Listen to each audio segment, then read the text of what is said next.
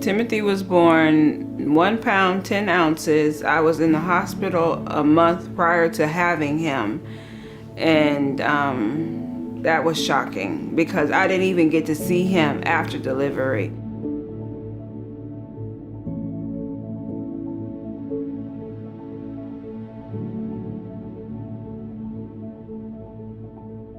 And he called me and told me that he didn't feel well. At first I was having chest pain and I wasn't feeling well, and I'm like, oh, maybe I got a cold. When we went to the hospital, they did a chest x-ray, and the doctor came back and said, did you know that your son had an enlarged heart? And I was like, no. So at that point, we were transported to the Joe DiMaggio Children's Hospital. So one of the things we see in younger patients that have really bad heart function is that they often can go for a long time without really feeling like they have symptoms of heart failure.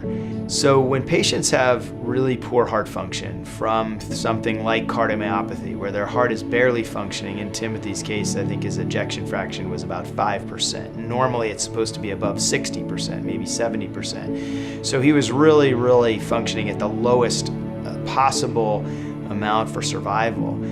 The next day we met with Dr. Kristen and her team, and they explained to us our options, which the only option at that point was to have a heart transplant. When I found out I was gonna spend my 16th birthday in there, I was like, no, I had plans. It was horrible, I cried. And we actually had a theme party, jerseys and sneakers. So everyone wore jerseys and sneakers, even the nurses came. The person on the jersey is Griffin. He's like my favorite player.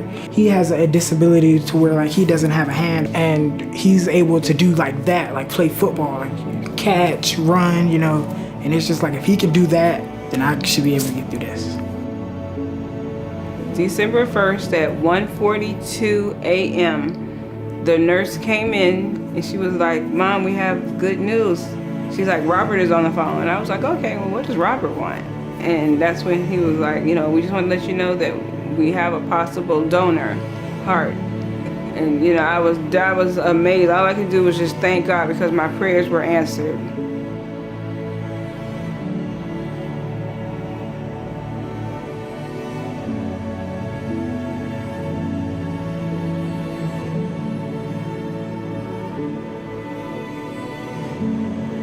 Timothy was really fortunate. He got his heart within a month of getting listed. That's not usually the case. In fact, most of our children wait several months, if not even up to a year or more, for a heart that's the perfect heart.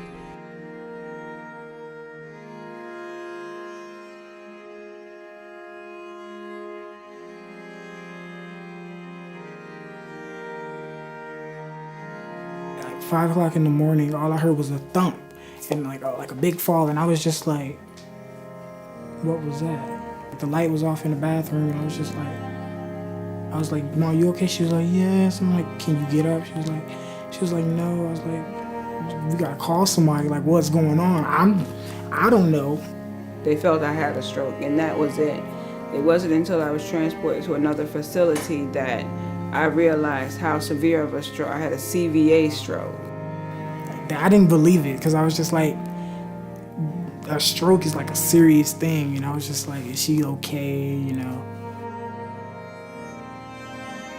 Well, we kind of take our meds at the same time, so it's kind of easy. He has 8 o'clock meds, I have 8 o'clock meds, so he makes sure that I take mine, I make sure that he takes his, we take turns. Who's gonna make breakfast today? Who's gonna make lunch?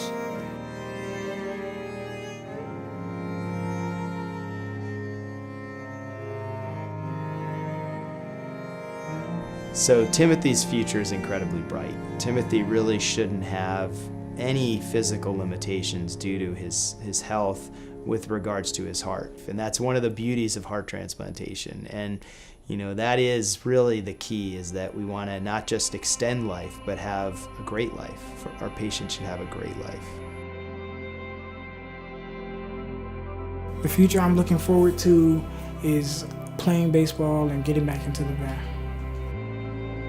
You know, when I first met Timothy, he was sitting in bed, being sort of a normal teenager, playing video games, but he really couldn't do much more than that. he was pretty limited.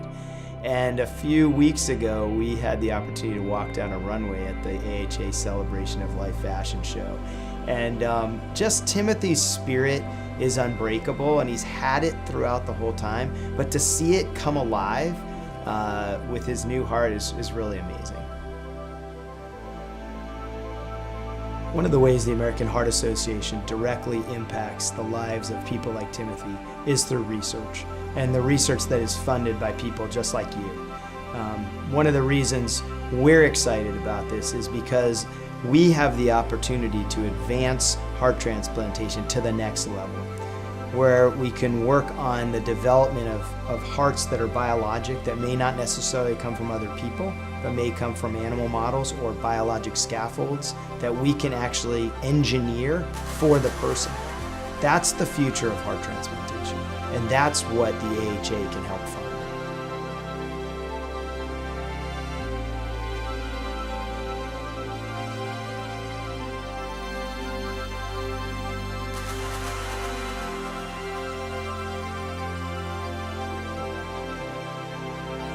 To know that another family's loss was my gain was very hard for me in the very beginning, and I had to really come to grips that, it was a blessing because they made the choice, and I appreciate it from the bottom of my heart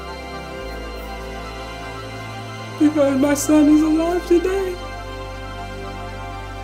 because they were not selfish. We went in and came out with a new heart.